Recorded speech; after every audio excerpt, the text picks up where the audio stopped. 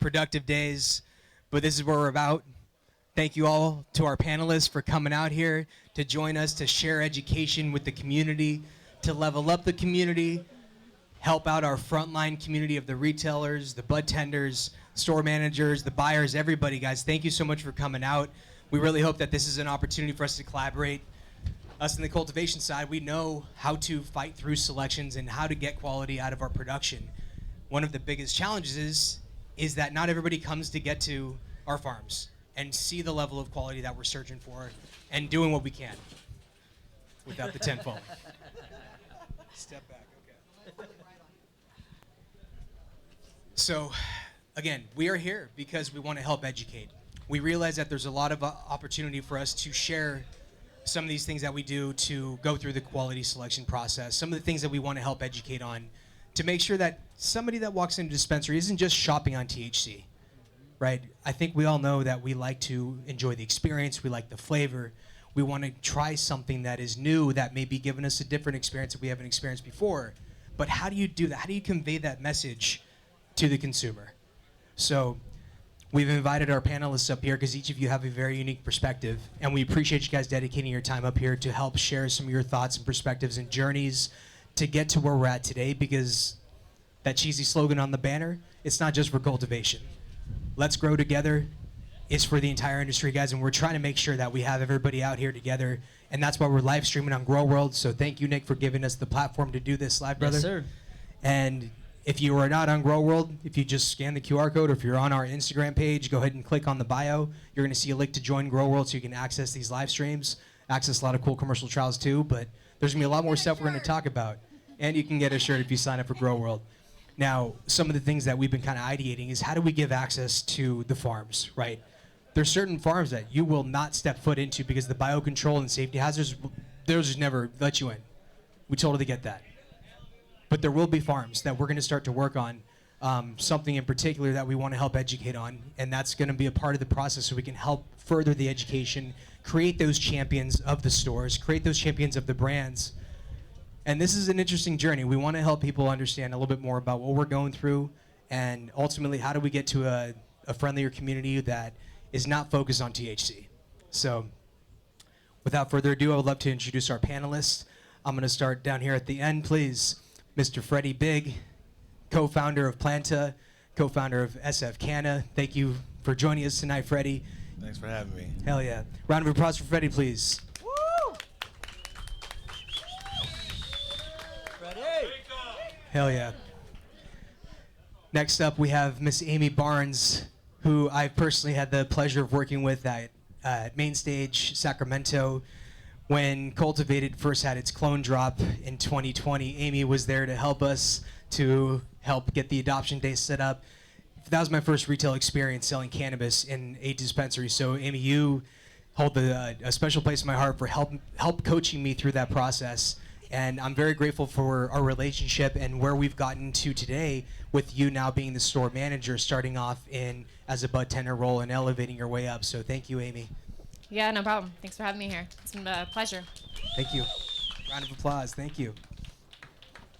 And next up, we have the beautiful Miss Gina Marks from the Connect community, from Friendo Cannabis, the one that puts this whole thing together here to execute so we can level up together. Round of applause for Miss Gina Marks. Thank you, everybody.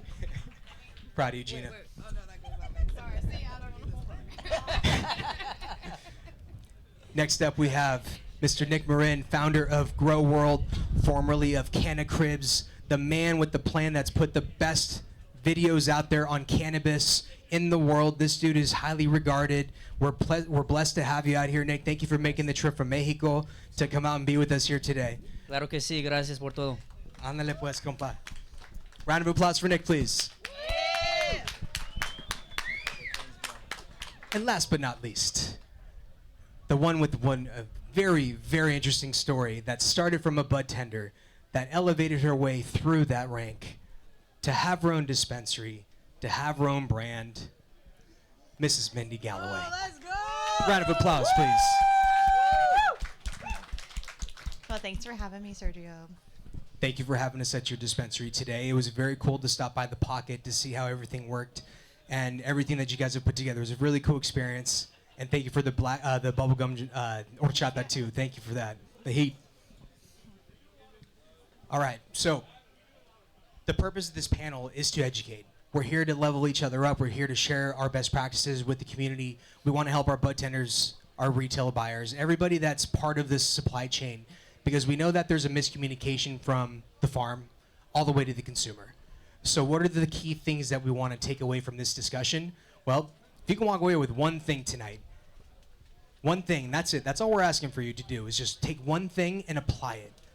So if you're in the business of bud tending, if you're in the business of retail, we want you to take something away that you can talk about quality, because it's not about the THC percentage, right? THC is just one factor in the experience, the ensemble effect, the terpene to cannabinoid ratios, all these things that we're looking for, searching through the genetics, the phenos. Fred, you've selected some crazy phenos, man, over the years. So a tastemaker in the industry, highly regarded. So, I mean, there's so much that we can talk about from a quality perspective, but ultimately, that's what we want, guys. We want you guys to engage in this panel discussion. This is not just some talking head group up here. We want to engage you. If you guys have questions, we will be asking for Q&A. So please, if you have something, we will be asking. But without further ado, let's start off with the first question. And I'm going to start down here with Mindy. And one thing that we are focused in on is quality. And what does quality mean to you?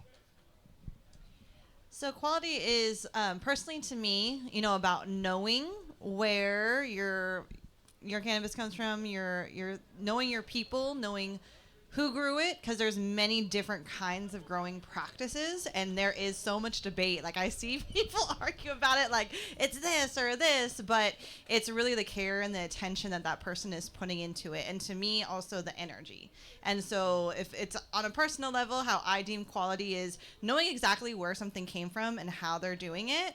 And that's why it's really good to, work with your community, work with people local, because you know who and what and like where they're coming from, and you can scope out, how it looks, how the terpenes are, how it smells, and then find which ones work best for you. But also through the community too, you'll find out which ones most people gravitate towards as well. So to me, it just kind of goes into, finding and understanding and asking those questions and really knowing, what is going on. Like, where did this come from? It's not a mystery. And then being able to educate for my store, right, the bud tenders, because in that aspect, if they know more about what's going on and how something was grown, then they're more likely to give that to the end consumer when they ask. So. Amazing. Thank you. How about you, Nick? Very well put. Just to add a couple, just more thoughts. You walk into a restaurant and you see on the menu a little icon that says vegan or, other icons that went into the food that you're consuming. I'd love to see that transparency, right? I'd love to see a little bit more of the what the growers are using and what the consumers consuming. I'd love to see more transparency around that. So to me, you nailed it. I mean, that's part of the quality, is knowing what goes into your flower and what goes into your body. Wonderful. Thank you, Nick. How about you, Gina? To me, quality is just like what Mindy said. It's knowing your grower. For me, it's all about the terps. Do I need to go? That's really loud. It's all about the terpenes. So I look at those terpene profiles, and if it's a high number of terpenes, then I know that quality is good. That love and that care is put into that plant, because the plant will succeed in that. So it's really about just finding your right grow, how they grow, making sure they're putting that love and energy into the plants, and that's how I find my quality in the cannabis that I consume. Terpenes. That's key. Thank you. Well, I agree with everything that they said, but one thing that I would add into it is making sure that your budtenders have the knowledge to be able to sell that product. They need to know where it comes from. They need to understand the terpenes. They need to understand the quality that they're trying to put out there for the consumers. That's probably a big thing for me. Thank you. So I'm not the cultivator, but quality to me is cultivating an experience. And I think flower at the highest level is a totally different experience. You're going to see bud that not only has beautiful structure, beautiful nose, but it's also going to give you a full experience when you're smoking the flower. It's going to give you flavor, potency. So I think that all those boxes need to be checked if we're talking about highest in the quality at the highest level. It needs the bud needs to be beautiful. It needs to smell well. The flavor should from the smell should transfer over into the smoking, and it should burn clean. And I think the way that flower burns and the experience that you get that's cultivated by in the grow, and I think those practices are shown in the smoke. And I think as the casual consumer, the end consumer is smoking the flower, it's about curating that experience for them and letting them know that they're going to have flavorful flower, and you want to give them the full experience. You want it to look good, you want it to smell good, you want it to smoke clean, and you want it to get you high. You want it to get you high. And I think when you further delve deeper into it, you start to find out what kind of high your consumer wants. You know what I mean? And I think that's at a higher level of service, you'll understand that like different flower is going to give you a different experience, and then understanding that experience and being able to transfer that over into your consumer. Well put. And during the Igniting Insights conversation earlier, your partner Derek from Planta also was touching on the plant health side of things. The cultivation was it was in depth, bro. So I appreciate you coming up and dropping game on there, man. But it's resonating into what we're trying to talk about here, right? There's quality in the production of the plants. You're not stressing the plants out to where you're having to fight herms. You're not, fighting PM. Obviously, environmental swings happen, but you're controlling the variables to the best of your ability, and that should be celebrated, right? The cultivator should be celebrated so that the retail experience is that primo opportunity. What's our job as cultivators? Bring out the best genetic expression, right? So this comes back to selections. This comes back to experience. Having a complete menu of whether it's experience-based or if it's flavor-based or if it's just whatever the combination, that's the uniqueness of somebody's menu, right? And I think that's a really cool part around, where the translation between the cultivation and, the brand builders and really the adoption creators, right, for brands, especially when you're doing QA/QC, right? And I know, Gina, you've had a lot of opportunity to do some great QA/QC over the years with Friendo. And you're rough. You're very strict about, hey, what's going to check the box and what's not. And so being able to just be raw and candid, and that's the great part, right? It's finding the selections that actually work in your farm and your cultivation. So, which is great because I've had the pleasure of trying those alongside with you. So that was cool. But now that we've all defined quality in our own way, now how do we educate with that information? How do we make it simple for our bartenders to adopt these practices that we know what we're looking for and how we can educate? But I do have one caveat. California doesn't require terpene tests on the COAs. Why? Does anybody know? Because every other market that I visited, they all have terpene requirements on the COAs, and why does California not? So just think about that. Put that in the back of your head, because I think this is going to help us ultimately start the education process. But there's plenty of brands, right, Amy, that do put terps on there. Yeah, and it's very helpful when the terpenes are listed on there, because then we can put it out there for the consumers, and it helps benefit them so they understand which terpenes actually help them and what makes them feel better. Exactly. You start building this narrative of which terps work well for me, which terpene combinations with, and this goes back well past the strain name rename game, right? How many different LCGs are out there? Fuck, come on now. But when you start looking at that terpene profile that you start matching onto, right? Because you can't just go up and open a fresh bag every time you want to try something, unfortunately, right? I know there's retail displays where you do have little sniffer boxes and stuff, but that shit gets pretty stale quickly. And unless you're really refreshing it so constantly, right, it's not the full experience that if you walk in the cure room right now and pop this bag open, shit, that's a completely different experience. So how do we bridge that gap? And I think it comes back to terpenes as well, like Gina mentioned earlier. Amy, you mentioned that it's also it makes it easier for somebody to remember, like, oh, that combination, right? That specific flavor profile for me led to this experience. So I'll back up. Why don't you start us off, Mindy? So the education piece for the retail and terpenes, I think you guys are really right. It's, to me, finding what smell works for the consumer, but it's really hard for the consumer to wrap their head around it. They come in and like some people are with it and they're wanting to learn, but it's such a quick interaction that there is so much, not enough room to really dive into like those kinds of things.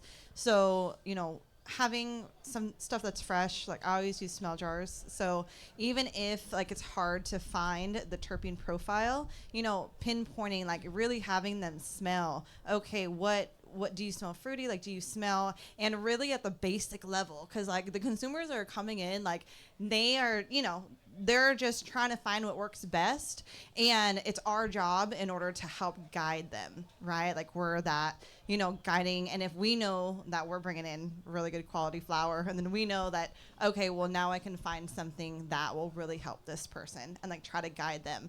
And so it is a conversation, and that really takes, a culture of a space to be able to be like, we're here to create a comfortable environment in order to educate you. Because if somebody isn't comfortable, they're not going to say anything. They're not going to open up. They're not going to want to learn. They just want to come in, get their stuff, and then get out. And then at home, trial and error, all these different things. Well, So. to that comfort point, how many times do you think somebody's come in because they're uncomfortable of how to ask for what they want? They get something that they probably shouldn't have gotten, and now they have a bad experience, Yep. and they're never coming back. Yep. And now cannabis is just not for them. Mm-hmm. How many people have we come across where I went down the rabbit hole and I didn't like it? Well, that's not for me. Well, what kind of experience were you looking for? What do you mean? I was just trying to get high. You trying to get high, or you trying to get stoned before you go to bed? Right? Like maybe you should have thought about what that aroma translates into for an experience. At least I know for me, if it's fruity or floral, I'm gonna get high. If it's fuel or earthy, I'm gonna get stoned and couch like I'm not gonna say shit. I'm just gonna get up in my head and I'm gonna chill.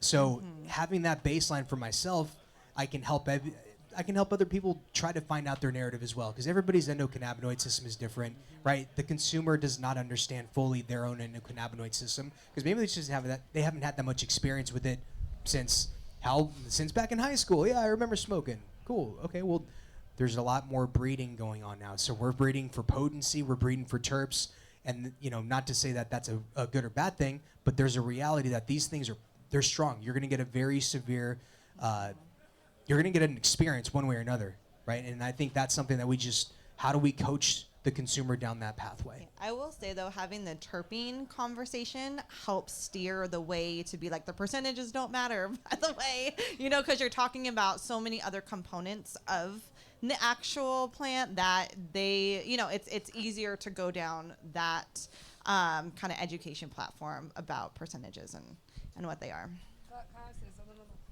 So like I've always educated on this because I'm from Nevada. I started in the cannabis industry in Nevada, and you're right, every other state has terpene profiles on it. I learned from selling cannabis from those terpene profiles. The easiest way is like 100% is the percentage of the plant, and that's like all of the plant. So that's all the everything, the bud, everything, all the plant material, and then there's the THC, and then there's the cannabinoids, and then there's the terpene profile. So if like that THC is really, really high, then you're losing all of those other qualities. And especially for older people, they understand that way a little bit better. Because Rove taught me that. Somebody at Rove, and I was like, that makes sense. so just think of that. That is amazing. I give that tool to budtenders, whether they listen to me or not, but I say that all the time because I like that makes complete sense. That's where they got the percentage of even having THC in there, is that whole bud. So it's the percentage of everything in that plant, including that plant matter, which is about like 45%. So if you have a 37% THC, then you're not having a lot of other percentages in there for the rest of the cannabinoids to work and for the terpenes to be in there. Well put. Go ahead, Amy.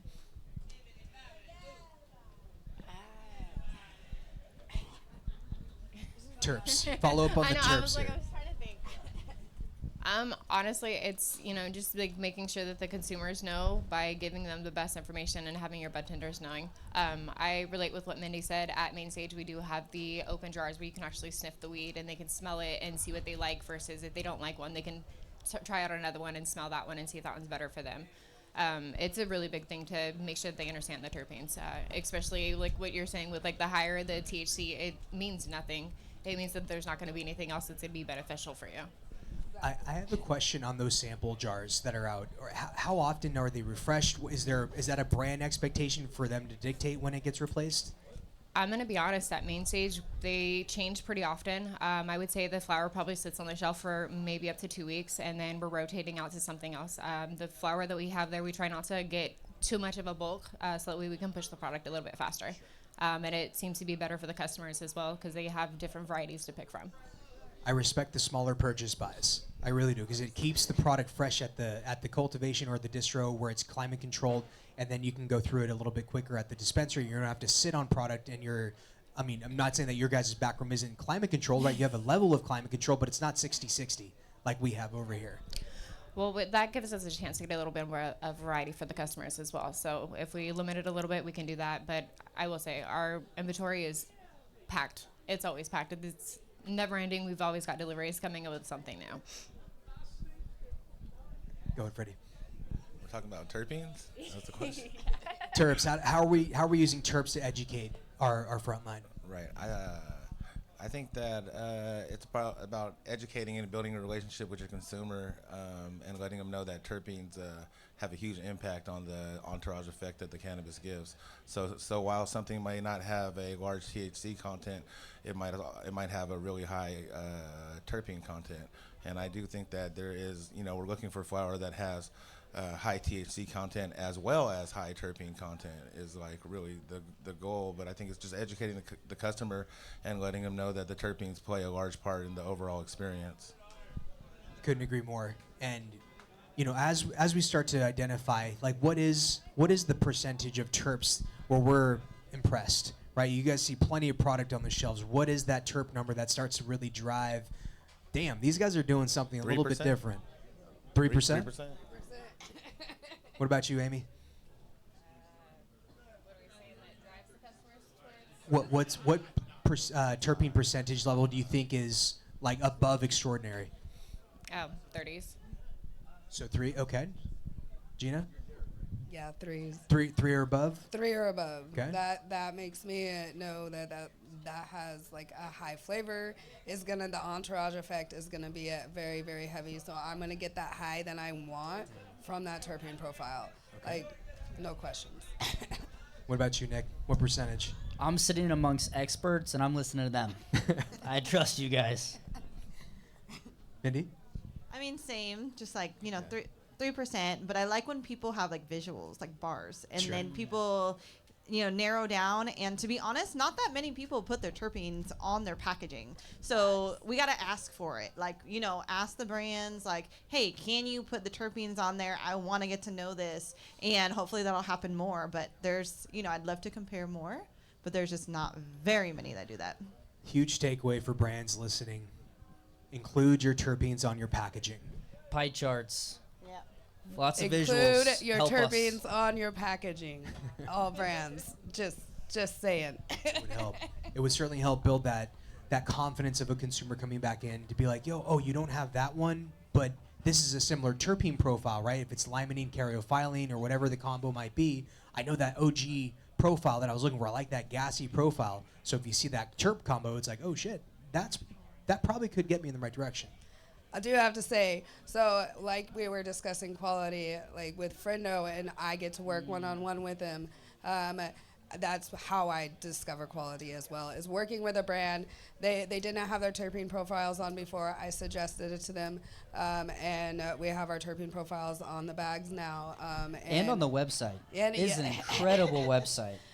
That page that just teaches you everything. Did you write that? No, I don't think so. Okay. I don't know, actually. I know I wrote something. It might be. Might have But had I'm some not good sure. influence. But I just like that also plays into quality because there aren't a lot of brands that do put that terpene profile on there. And then with a little bar, like that just makes it easier for budtenders to educate people on it.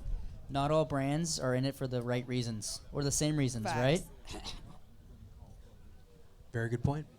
And I think as the compression continues, which will continue, and I think this is where the brands start to elevate and separate, And as you start to see how does a brand work well with the store, how does the store work well with the brand, you know, there's the dreaded market compression that's going to happen. There's bad debt out there, there's good debt out there, and identifying what that relationship looks like. You know, I think that's just one of the things. If you're a brand that delivered something that probably shouldn't have been packaged, well, you're going to have to suffer with that now because it's not going to get a good reorder rate, and you wonder why you're not getting back on the shelf. So, and you're maybe not reflecting that on your pricing. And I don't know, maybe has there ever been a brand that's like adjusted their pricing based on batch quality? It might still check the box to get out there, but have they adjusted their pricing based on their confidence in the quality of the batch at the retail level? Not very often. I don't see that. Most of the time, it's consistent, which helps plan the menu too. So, like, we have different tiers, and so we try to fit the different strains and brands. I have a limited menu, and this really helps keep the freshness. So we don't want to put a whole bunch of strains on at one time, and we plan for the different tiers. So, like, just forward planning and putting it in there. But sometimes you'll get from a brand and there'll be different grades, but not one kind of brand and then one grade and then a fluctuation of price. I've never really seen that too much. Because I know it happens in the bulk market all the time. So I'm just saying there's good runs, there's mediocre runs, and shit happens, right? Your HVAC went down, or maybe the grid went out in the city. Oh my goodness, what happened now? Okay. So all I'm saying is, like, should there be a fluctuation of retail pricing based on quality of batch going in the retail market? Hot take, I know. What does the audience think? By show of hands. Thumbs up. If you think that there should be a fluctuation of retail pricing based on quality of the batch, raise your hand. Yes. Seen a whole lot of thumbs I up. say yes. I think they all agree with us. That's Go ahead. how much variation. I don't know. It's subjective, but I'm just saying, if I'm a cultivator and I'm like, yo, this batch had we had an issue in the run, right? So then it shouldn't be sold under your brand. Then I don't think the numbers should change. Gucci don't go on sale. You know what I mean? They burn those purses. But I think that if the quality doesn't reach that par, then it shouldn't be branded. It shouldn't be branded. You know what I mean? But yeah, That's fair, right? That's a brand standard, right? And especially if that's you're a on brand standard. Exactly. especially if you're on the That's top the shelf. QC part, like, as a brand, you shouldn't put out subpar flour. How many brands have put out subpar flour though, right? But we don't want to compare ourselves to those brands.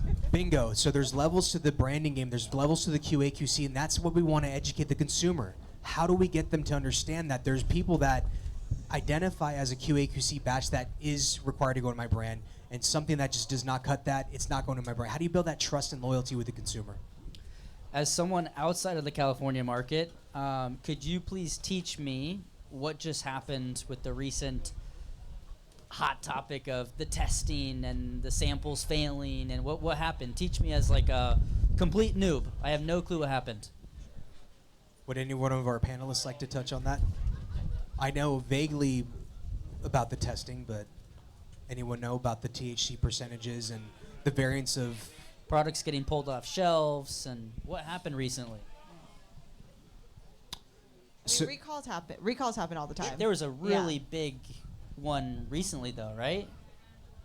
Yes, Are we- there was a lightweight scandal to where most of the testing was not reflecting the actual flour, and a lot of the testing numbers were inflated, and so a lot of the samples that were tested didn't live up to the THC that was represented on the jars.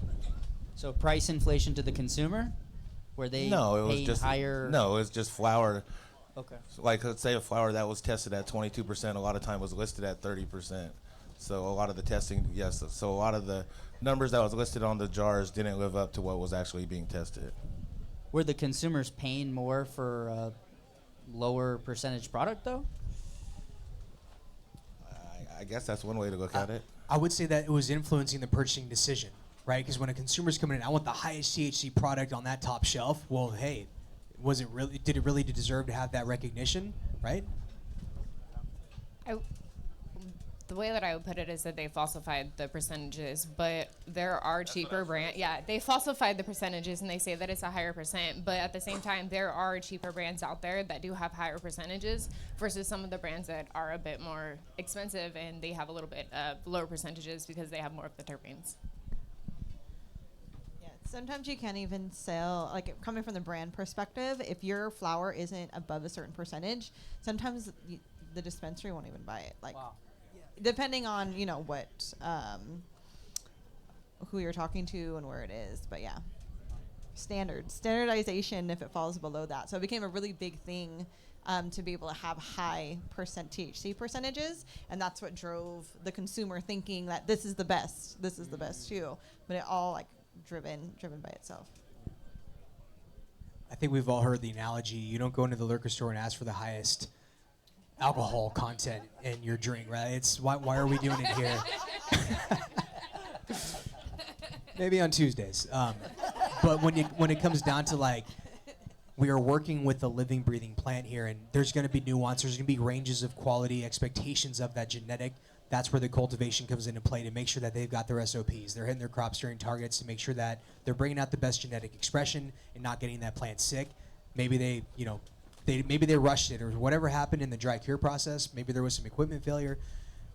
It's a tough game because you can't control everything. And sometimes when you do run into a situation, Freddie just touched on this, you shouldn't be putting in that brand, right? And I think that's a great opportunity for brands like Planta to actually step up and say, yeah, that shit didn't make the cut.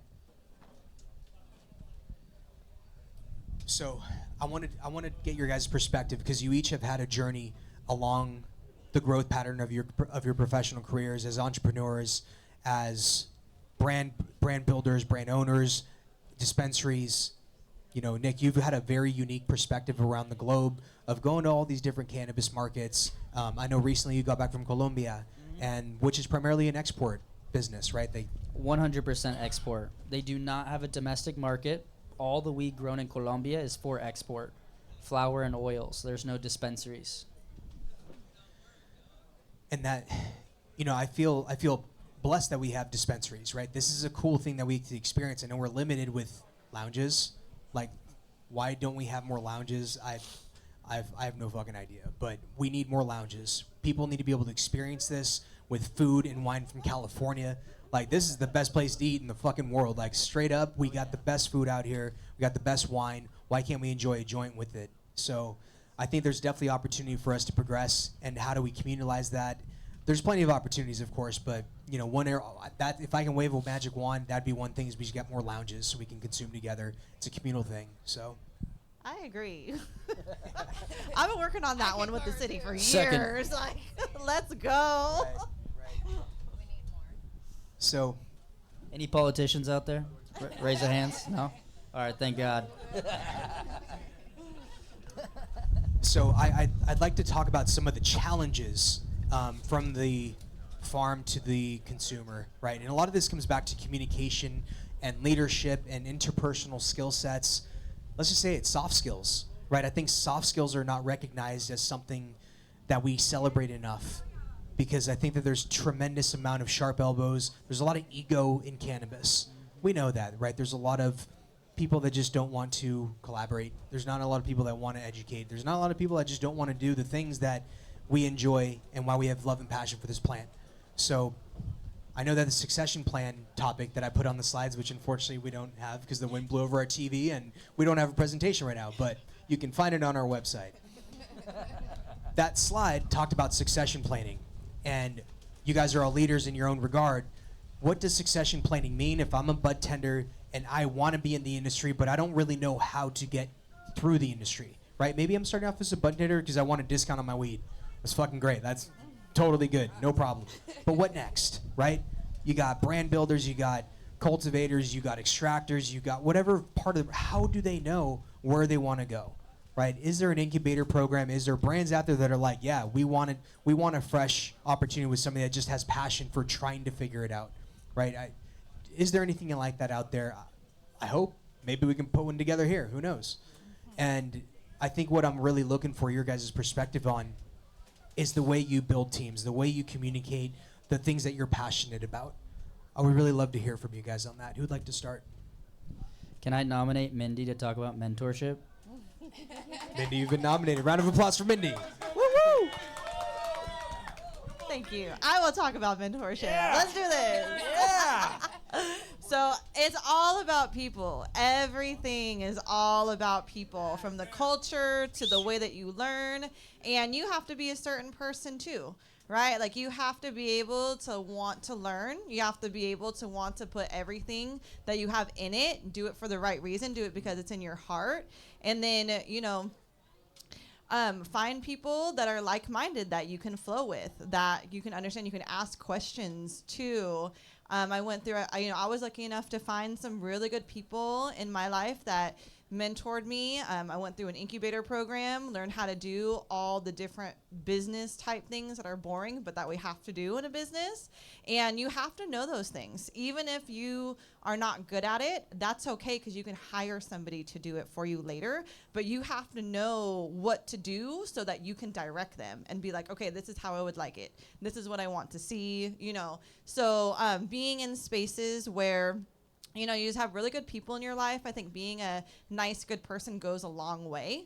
And also have a routine where you're able to de-stress and do wellness practices, because it's not easy taking on a lot. It's not easy, doing a whole bunch of work, because it's almost like in my experience, I'm in it, but then I'm also learning at the same time. So it's like going to school and also having to do a set amount of work that you have to do at the same time. So how do you, de-stress your mind? How do you have a good mental state? And wellness practices, that is really going to help you be able to be clear, to make really good decisions, because decisions are coming from you. And just watching people that, watch how people move, right? Like and you can tell like who you want to learn from and who you don't, but just observe and don't rush things, because if you are with the wrong people, then a lot reputation, different things like that. So just sit back, and it's taken me 10 years to do this. It wasn't like an overnight thing. So you just pay attention to who's around you, and cultivate really, really good partners and good people. Well said. Woo! You hit on a lot of points there, but it comes back to good people, right? You surround yourself with the people that you want to emulate and people that you want good energy from. I don't want to smoke with any Debbie Downers. Like, let's just be real. Like, I want to have a good time when I consume, and that's a big part around why I love genetics, and I love to be able to find those aromas that give me a memory, right? It triggers something, which is why I love certain aroma profiles, especially when they translate to taste, right? So that's the goal.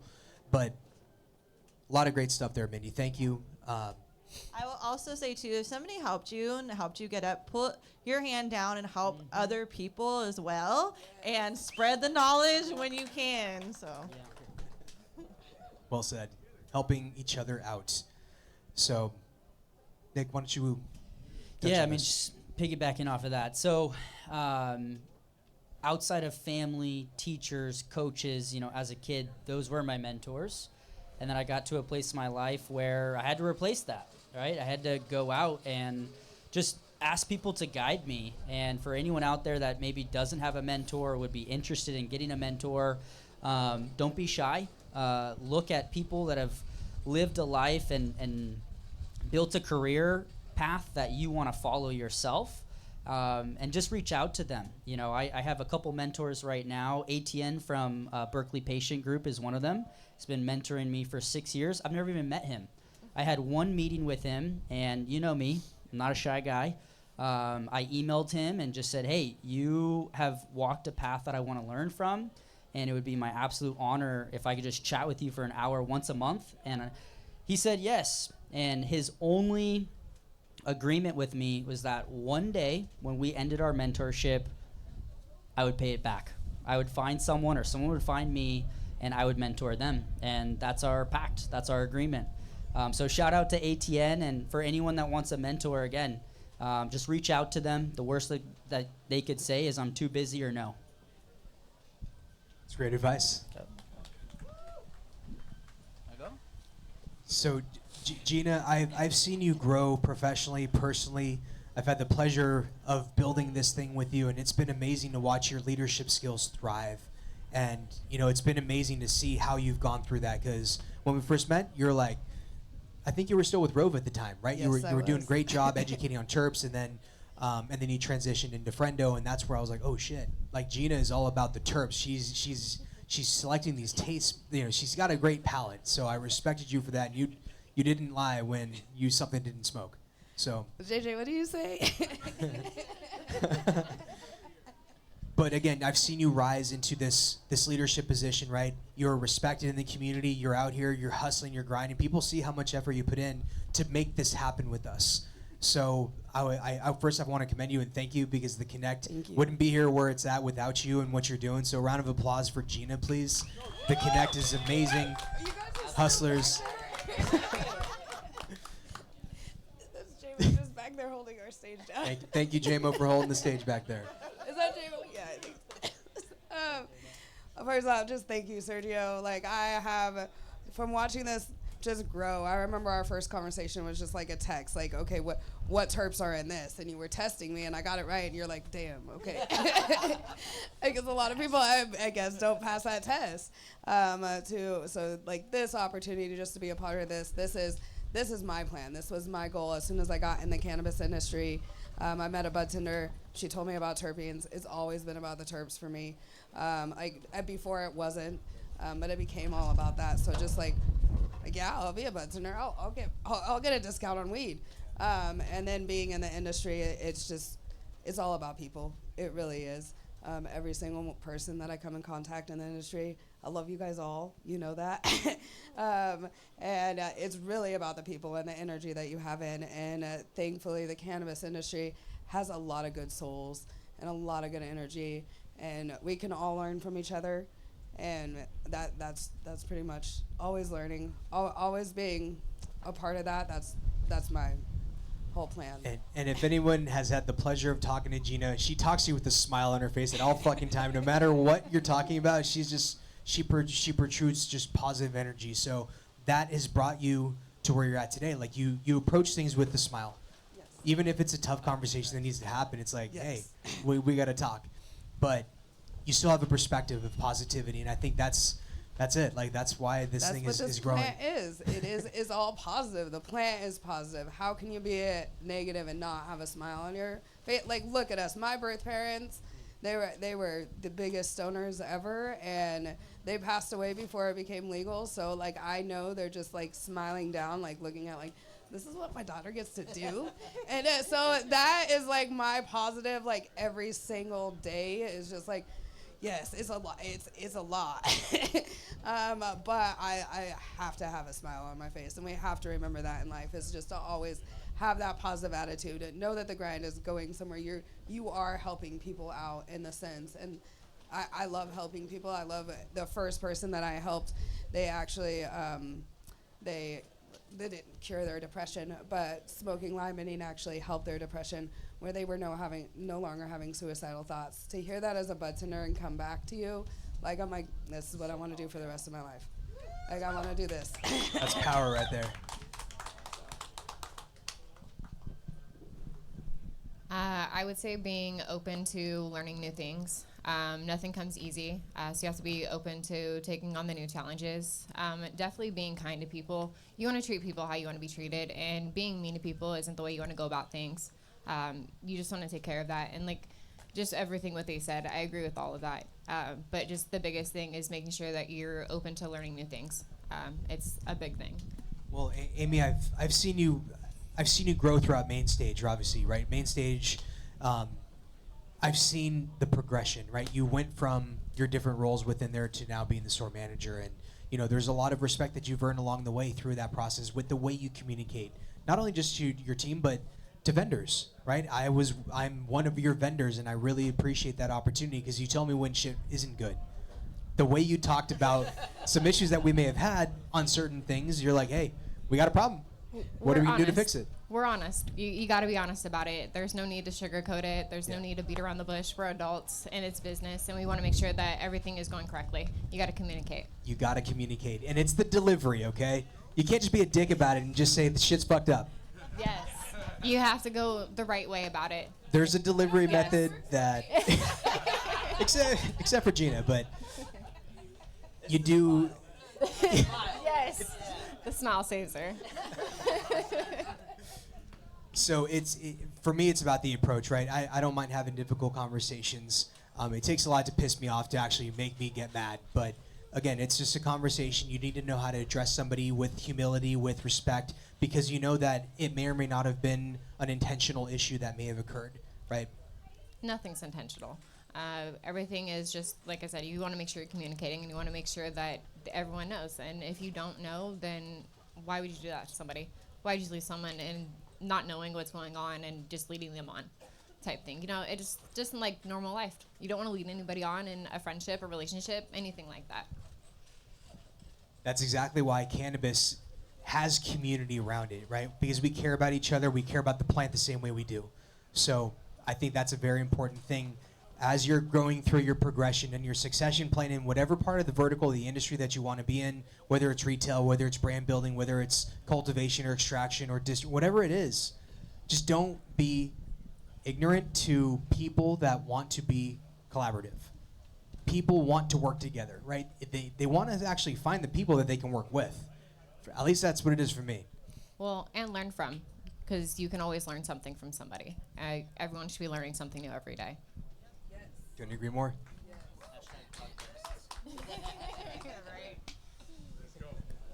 Oh, are you talking about like the verticals?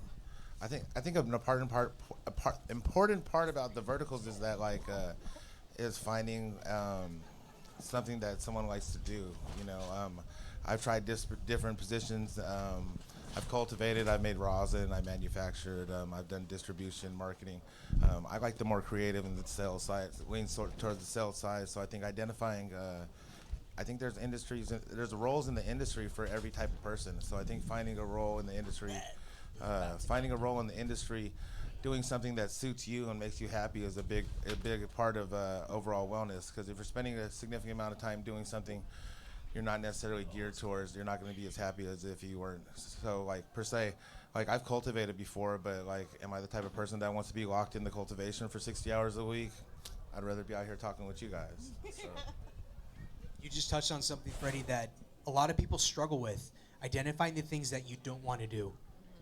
I can't stress it. That is an extra I'm strength. big on not doing the things I don't want to do. Fuck that, man. Life's too short, right? The sun will rise again tomorrow, so I want to enjoy today with the people that I want to enjoy it with. And finding those people in this community, I mean, that's a cool thing. Like, we have so many cool people in this space, especially up here in Northern California. Like, shout out to Sacramento, because I live in Los Angeles, but there's still so much community vibes up here in Sac. It's ridiculous. And again, like, this whole thing started because of problems, right? We're commercial cultivators. We deal with the same shit, whether it's pathogen pressure or root aphids or whatever the fuck it might be. We had the same problem, so how do we fix it? Right now, you start finding the people that are like willing to share their knowledge and share that expertise, and we try and apply it, and we actually get through, and we still have our lights on today. So, again, if you have a community, if you're in a space like, actually, I just went to Boston a couple months ago, and it was cool. You know, it was a vibe out there. There's a lot of great, passionate people, but there wasn't anything like this, and I truly haven't seen anything like this where it's just a mind share. There's plenty of opportunity for discussions to happen. Great panels out there always, whether it's at Emerald Cup or at the Hall of Flowers or the whatever it might be.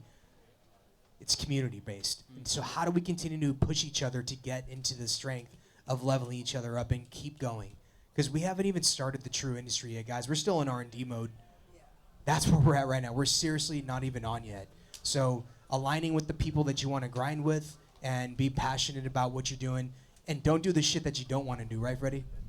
Oh yeah, that's a pretty solid plan. Bro, I had no idea that you went through all those different segments, right? You made rosin, you cultivated, you went to distro, you did fucking a lot of things. Like, talk to me about that journey. When did you realize when it was time to pivot? When did I realize? I think that like doubling down on what you're good at is really important. And I think that so I definitely like seeing that I was more prone towards sales, and I was more interested in the more creative side of the business. So that's when I focused more so on that side of the business, Because cultivation would be that's the more passionate side of the business. Because cultivation would be the more profitable side of the business. So I'm sorry. Go ahead, Nick. Oh no, it's all good. I was just gonna add. I filmed a lot of farms during my Cannacribs and Deep Roots days, and one of my favorite business models that I saw all across the country was a program where you hire someone from the ground up and you put them in retail for a couple weeks. You put them in the garden for a couple weeks, and where they shine is going to tell you where they stay, right? Exactly what you were just saying, right? I don't know if there's any operators out there, or maybe just bring it to your company if you guys work in an environment that doesn't have this. How cool is that, right? Is build in a system where someone can start and literally for the first 90 days probationary period, they can go try different levels and different roles and just, again, see where they fit best. Don't give up on them if they just don't do well at the first thing you hire them for, if you really like the person. You brought somebody in based off their personality, right? Yeah. Interviews are bullshit. I don't like interviews. If you're approachable and you have a smile on your face and you're down to learn and like not have an ego about it, you're gonna have an opportunity with me. Like that's just straight up. I'm gonna throw you in the deep end and see where you want to be, right? You're gonna shine in the areas that you're most passionate about. But that's also why I have quarterly collaboration meetings. I want to know where you're going and where you want to go. Every quarter that we actually have together, are you putting improvement places in plan, or a process improvement plan in place, or a performance improvement plan? That was a tongue twister. Sorry. Thanks for that. The hashhole CGO. Fuck, man. So part of this is succession planning, and I know that we want to be able to grow people. We want retention of our teams, right? So how do we build in the retention plans? I think it's through constant communication, because people, what do people want? They want a raise, they want recognition, and they want appreciation. And Fridays off. I love Fridays, man. Every day Fuck. off would be nice. It's weekends. Let's be real. There we Everyone go. wants weekends off. It's not Fridays. Let us live. And Fridays, everyone gets, they get to make the big bucks. For sure. So I think that's part of the, it's not really a question, it's more of a statement, right? I like to encourage succession plan discussions because I think complacency kills, and it really makes people feel like they're just not appreciated, or they don't really care anymore to make that extra effort to educate on terpenes or whatever it might be in the process. So. You just need to contact or communicate with your people, because if you don't communicate with them and just touch bases with them and ask them how they're doing and what they want to do with their future within the company, then you're not going to know, and they're not going to feel like they're included. That's the best way to go about it. So what if I'm an associate within an organization and I don't get that kind of attention? How do I coach up? How do I manage up to somebody above me so I can get that kind of attention? How do I express that? Ask questions. I would go to someone and ask them, hey, well, I would like to learn this. Is there a way that I can go about this? And if they don't want to give you the answers you want, go to the next person. There's going to be somebody that's going to want to teach you. That is a great point. You keep asking questions until you get the answer, right? And there's a lot of middle management that is basically roadblocks, right? Because they know that they don't want to get passed up. And there's a potential where there's people that are not ever going to want to help you because they know that they're doing something in their role that they know that they could be doing more, and they don't want somebody to outshine them. So these roadblocks, these conversations that have to happen, that's why I'm big on quarterly collaborations, right? It's just, let's talk about how you're doing. What are the things that you want to work on, right? Because everybody wants to progress. Unless you're that happy in being a cultivation tech or being a bud tender, no problem. As long as you know you're happy. But you still need to have those conversations. Still make sure that you're checking in with them and making sure that they're happy doing what they're doing, even if it is just doing what they're doing. So as a responsible associate within an organization, it is up to me to make sure that I'm communicating if something is not making me happy in my role or my task sets. Yeah, if you don't communicate what's bothering you and you go about it the wrong ways, then you're going to get looked at as you are going to need disciplinary actions, and you don't want to go about it that way. You want to make sure that you're communicating and letting people know when you're having a problem. Nobody wants to get written up. Disciplinary actions suck. Paperwork's, I'll put it this way. It's the worst. I hate having to write people up, but it's all a part of the job. You have to do it. You have to hold people accountable, and it's just, if you would have asked those questions, if you would have just spoke up, you would have made it easier for both of us. Exactly. So having that kind yet candorous conversation. Let's talk about these things. Hey, I want you to know that you fucked up because I care about you not doing that again. So if it continues, yes, you're getting written up, right? There's there's pathways to communication to build that rapport with people so they feel comfortable about coming to you. Yeah, you definitely want to try and coach people. If you can't coach them, then you have to go alternative routes, but you want to try and give people chances. But that also falls on you if you don't ask for help. If you don't speak up, then no one's going to know. Great point. What questions do you guys have, if anything? Panelists, any? No questions? Any? No questions? Come on. It's cold. Oh, we got a question over here. Name and where you're from, sir. Anthony from Powerhouse. In the cultivation aspects, I was just wondering if you can explain the QA/QC a little bit to me. That's a good question. Good question. I don't Q, know. my answer. QA/QC. Freddie, you want to dive into that one? What's QA? Quality assurance, quality control. Okay. Okay. So that's what it is. Hit him with the QC. Everything passes on paperwork. Okay. So what was the question about? Walk us through your QC process. What is Quality assurance. Quality assurance control, process? quality assurance. Right. How do I QC a batch? Yeah. Didn't we talk about? I'm sorry. Like as far as like appearance, flavor, potency. Yes, exactly. Right. So that's how QC like. Right. Oh, we were talking about quality. I think quality and QCing are like similar. I guess. I guess would go into a similar category. Would be similar. Yes. Quality assurance. Right. But the look, the smell, the taste, how it burns, right? So that's Anthony. You were looking for a little bit more of around that process. Anybody else have a different opinion on that, or do they want to add onto that QC process? No. He just wanted to know what it stood. Go ahead, Nick. I would just like to ask this person in the audience who asked the question where he got those dope ass shorts. Your Highness. Shout out, Your Highness. Your Highness, thank you. So I do have a question about QC. If I can wave a magic wand and I can say freshness in a store, the product in that bag that I cannot open up until I leave that store, if there was some sort of a measurement, some sort of a tool that I can utilize for measuring freshness, and as a brand, it would be up to me to go into that shop maybe once, maybe every other week, or whatever it might be, to take a measurement to make sure the product that I had on your shelves was still fresh. What if that was a tool that existed? Would that be something that you guys would encourage your brands to utilize? I would. Yeah. I would, friendo. Friendo is in. Yes, but then that comes to making sure that it's being taken care of. So if they wanted to come in and go ahead and if a brand came in and they said, hey, okay, I don't like the way this looks and I want to just take everything away, are we going to replace it? What are we going to do next? Yeah. Absolutely. There's a responsibility to that freshness. Accountability. Exactly. Yes. So this is an interesting perspective, because now what does happen in that flower? From a metric standpoint, it's got to get either wasted out, or what happens to it at that point? It has to get wasted out. Okay. Yeah, that's why you don't turn over your samples, because you don't want to keep wasting different eighths, because you can't do anything with it after that.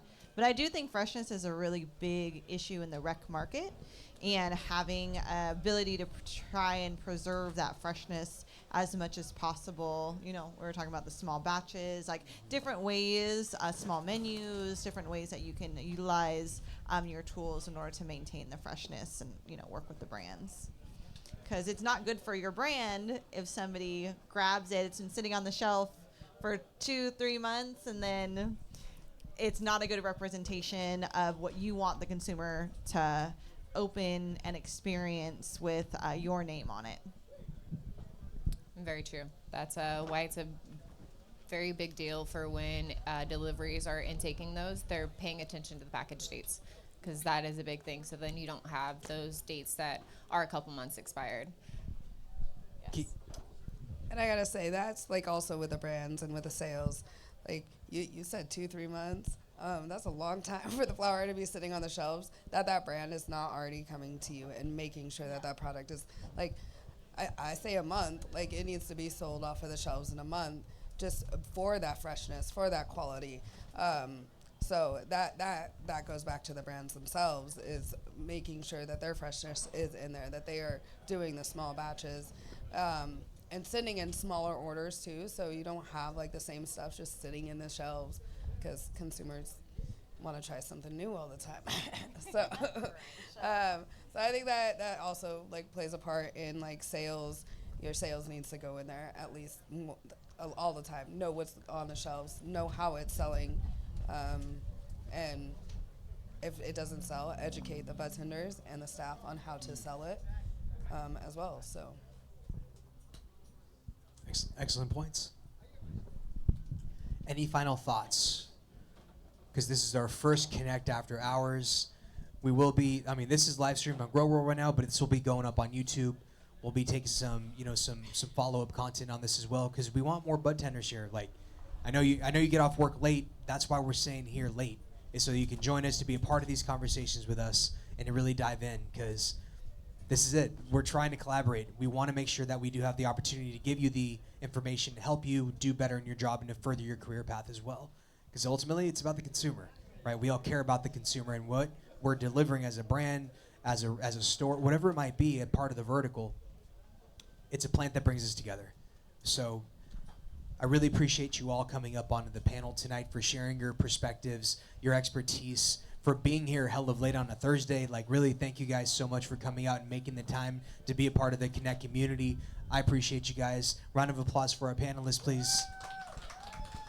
Shout out Kevin Vu for hosting us tonight. Thank you so much. Big shout out to Indoor Sun Hydro, to Kayakor, to General Hydroponics, to Terra International, Hygrozyme. You guys are our Arroya. presenting sponsors. Oh, Arroya. As a matter of fact, we have an Arroya Go system that will be getting raffled off. For if you checked in at that front through RSVP, you might be one of our winners getting an Arroya Go system. Raffle time. Don't forget to thank yourself and thank Gina. Thank you, Gina. Hell yeah. Thank you for showing up. It's cold Yeah. as fuck. Thank the audience for rocking with us. Appreciate you guys We being out appreciate here. you guys. Thank you guys. Love you guys. We'll see you next month. Much love. Ciao.